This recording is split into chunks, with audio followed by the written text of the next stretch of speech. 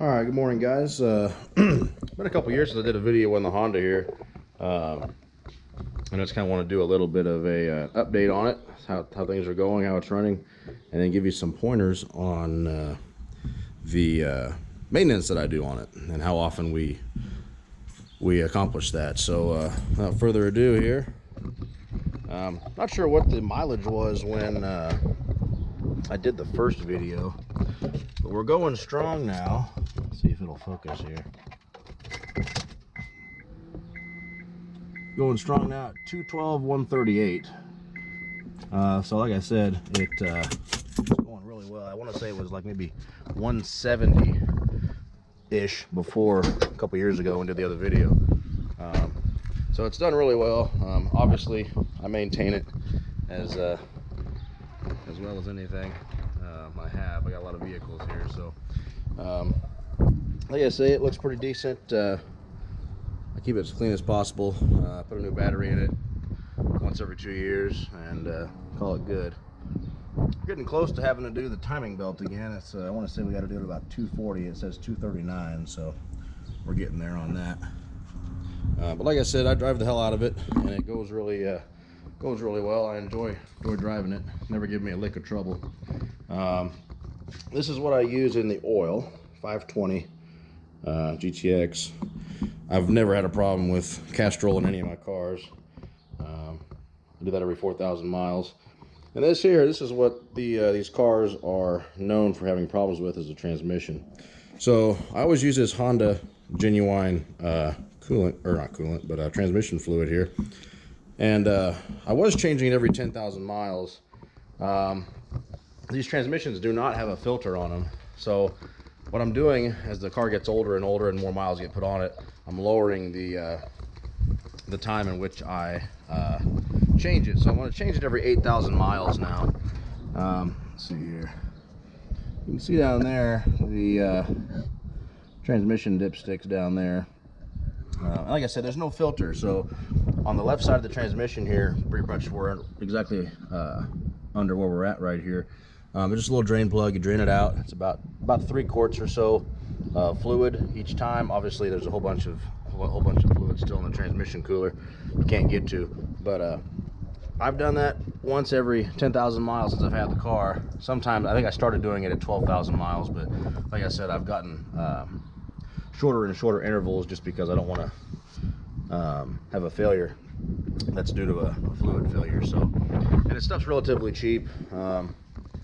I always use the Honda genuine stuff. That's what it calls for. And I've heard rumors that people use the they'll use regular store-bought O'Reilly stuff or AutoZone stuff, and it just doesn't work. So I don't want it to be a failure due to a fluid failure. So those are the two things I do. Like I said, I do that about every 8,000 miles, and I do that every 4,000 miles pretty religiously. And like I said, the car still runs good. I'll fire it up for you real quick here.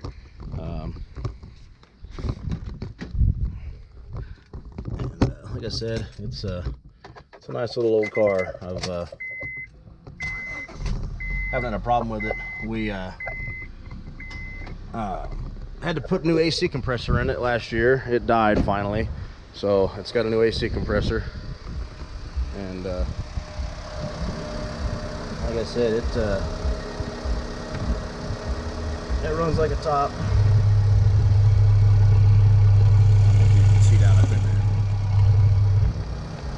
Like a top, doesn't have any blow by. It's a pretty nice vehicle still, so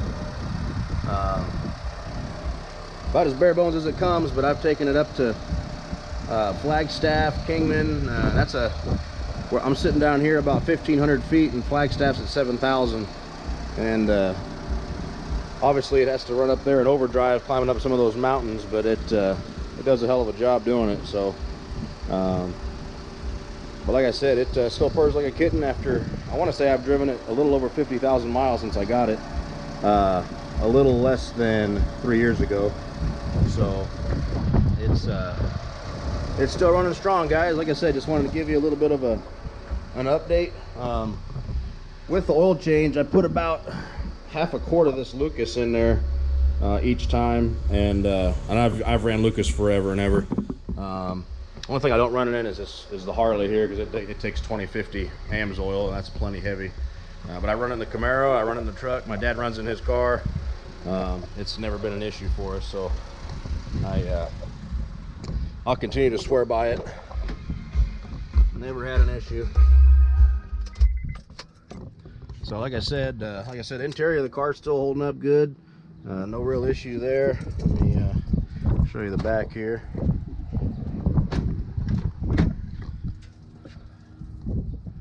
I said pretty decent. We also did the fuel filter, which is yeah, got to pull the back seat out and take the pump out, and the fuel filter's on the bottom of the pump. Kind of a pain in the butt, but it actually wasn't as bad as it could have been, for sure. Didn't have to drop the tank or anything, so that was nice. But yeah, so it's going pretty well, and hopefully it'll give us. I'm sure I can probably get it to 300,000, no problem, doing what I'm doing. But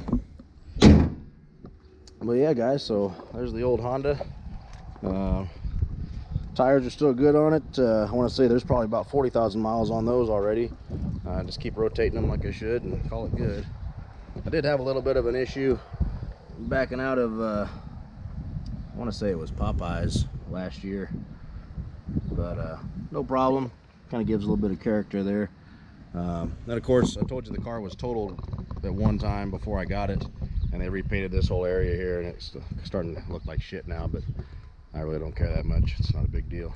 But well, yeah, so it's still going strong. Like I said, I drive it easily, I want to say 1,500, 2,000 miles a month probably, just around Arizona, going to Tucson and Phoenix and all over the place. And I'll be going up to Flagstaff, Kingman, up to the Seligman subdivision on July 4th once again, so that'll be fun. And those trips usually end up between 600 and 800 miles in a couple days, so it's ready for that. And it'll be fun to go up there once again and see what we can find.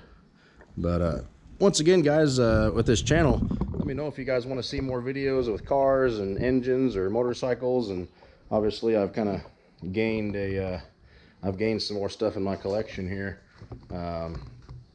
as far as time has gone on. But whatever you guys are wanting to see, let me know, and we'll see what I can do about making that happen for you. So hope you guys have a great week here. It's Monday morning, and we'll see you guys soon.